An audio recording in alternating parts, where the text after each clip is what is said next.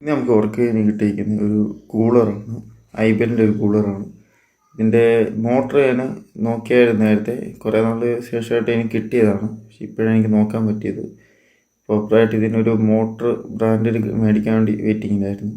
Motor നമുക്ക് മേടിച്ചിട്ടുണ്ടായിരുന്നു, അത് നമുക്ക് ഫിറ്റ് ചെയ്ത് നോക്കാം.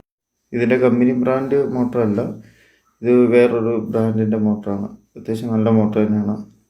നമുക്ക് അത്യാവശ്യം നല്ല വർക്കിങ് കാര്യങ്ങളും ഞാൻ ചെക്ക് ചെയ്തിട്ടുണ്ടായിരുന്നു നേരത്തെ. നല്ല വർക്കിങ് കാര്യങ്ങളും കിട്ടുന്നുണ്ട്.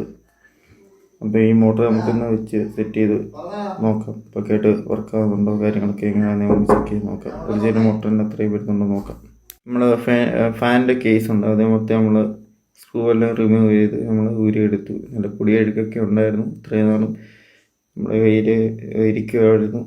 അതിൻ്റെ ഒരു പൊടിയഴുക്കൊക്കെ ഉണ്ടായിരുന്നു. നമ്മളെ മൊത്തം ഇതിൻ്റെ അകത്ത് 4 വയറാണ് വരുന്നത്. ഇതിൻ്റെ അകത്ത് ബ്ലൂ ആണ് ഹൈ സ്പീഡായിട്ട് വരുന്നത്. പിന്നെ റെഡ് അതിൻ്റെ പോസിറ്റീവായിട്ടും, വൈറ്റ് സ്ലോയും, ബ്ലാക്ക് മീഡിയം സ്പീഡുമാണ് വരുന്നത്. ഈ 4 വയറേയും നമ്മൾ ഇതിൻ്റെ ഒരു പാനലായിട്ട് എല്ലാം കണക്ട് ചെയ്ത് എല്ലാം സെറ്റ് ചെയ്ത് നമുക്ക് നോക്കാം. അങ്ങനെ നമ്മൾ ഫാനെല്ലാം സെറ്റ് ചെയ്ത് കൺട്രോളും കാര്യങ്ങളൊക്കെ നീറ്റായിട്ട് വർക്കാകുന്നുണ്ട്. പഴയ മോട്ടറായിട്ട് ഇച്ചിരി നല്ല സ്പീഡും കാര്യങ്ങളും എല്ലാം ഉണ്ട്.